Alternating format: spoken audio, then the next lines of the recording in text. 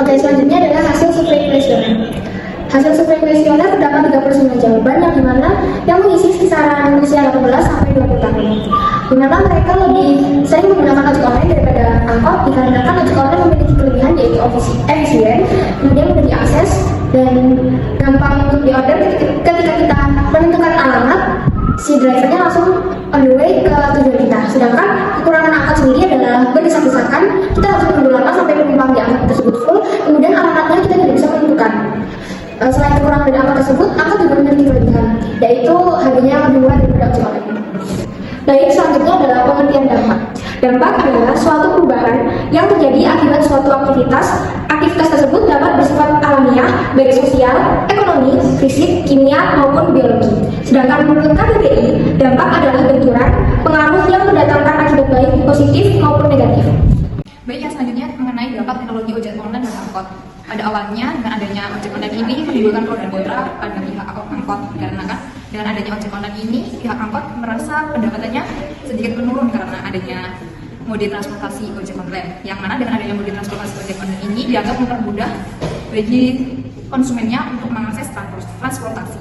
Dan yang selanjutnya adalah perbandingan antara ojek online dengan angkutan umum. Ojek online sendiri memiliki fleksibilitas waktu dan rute. Yang kedua, pelayanannya yang personal, dan yang ketiga, mengurangi kemacetan dengan kendaraan yang lebih kecil. Yang selanjutnya adalah angkutan umum. Yang pertama, biayanya yang lebih rendah atau lebih dikatakan lebih murah. Kemudian yang kedua, melalui rute-rute yang tetap, dan yang terakhir, lebih efisien serta nyaman. Oke, saya akan menerangkan tentang strategi profesi angkutan umum dalam mempertahankan profesinya. Ada beberapa hal strategi untuk digunakan oleh angkutan umum. Yang pertama yaitu strategi sentuhan personal. Jadi angkutan umum harus berfokus pada memberikan pelayanan yang lebih baik dan ramah kepada usernya atau penumpang. Strategi yang kedua yaitu kemitraan dengan ojek online. Membangun kemitraan strategis dengan ojek online untuk menciptakan solusi yang terintegrasi. Strategi yang ketiga yaitu inovasi teknologi. Mengadopsi inovasi teknologi untuk meningkatkan kualitas dan efisiensi angkutan umum adalah hal yang paling penting. Yang strategi berikutnya yaitu mengoptimalkan rute dan jadwal. Mengoptimalkan rute dan jadwal itu adalah strategi yang paling penting juga karena bisa menyaingi dengan ojek online. Yang selanjutnya yaitu strategi ojek online untuk tetap berkembang tanpa mengganggu profesi angkutan umum. Ada beberapa hal strategi untuk ojek online, yaitu salah satu strategi ojek online itu untuk tetap berkembang tanpa mengganggu profesi jasa angkutan umum lainnya adalah dengan berkolaborasi secara positif. Jadi misalnya ini, bekerja sama dengan perusahaan transportasi umum untuk menciptakan integrasi atau layanan yang lebih baik dan saling mendukung.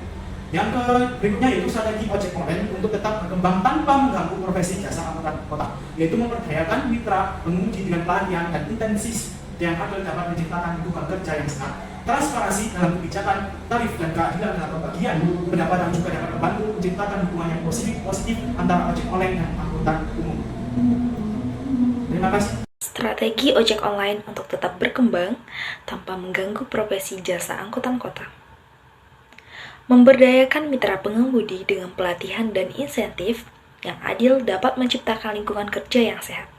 Transparansi dalam kebijakan tarif dan keadilan dalam pembagian pendapatan juga dapat membantu menciptakan hubungan yang pasif antara layaknya ojek online dan profesi angkutan kota lainnya. Peningkatan pelayanannya, ojek online harus tetap meningkatkan kualitas layanan dan memberikan pengalaman yang memuaskan kepada pelanggan. Selanjutnya, pengembangan fitur baru. Pengembangan fitur baru seperti angkutan umum bersama atau angkutan jarak jauh untuk memenuhi kebutuhan masyarakat. Selanjutnya, strategi ojek online untuk tetap berkembang tanpa mengganggu profesi jasa angkutan kota. Selain peningkatan layanan dan pengembangan fitur baru, yakni yang ketiga adalah kolaborasi dengan pemerintah. Maksudnya di sini adalah bekerja sama dengan pemerintah untuk mengatur dan mengintegrasikan ojek online ke dalam sistem transportasi yang ada. Kemudian setelah itu akan muncul persaingan dan kolaborasi. Persaingan di sini maksudnya adalah ojek online dan angkutan umum saling bersaing dalam memperebutkan pangsa pasar para pengguna transportasi. Kemudian maksud dari kolaborasi di sini adalah melakukan kolaborasi yang saling menguntungkan antara ojek online dan angkutan umum untuk meningkatkan keberlanjutan transportasi.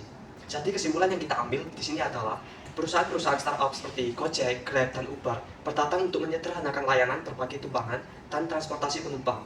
Gojek menyediakan berbagai layanan transportasi termasuk GoRide dengan roda 2 atau sepeda motor, GoCar dengan mobil.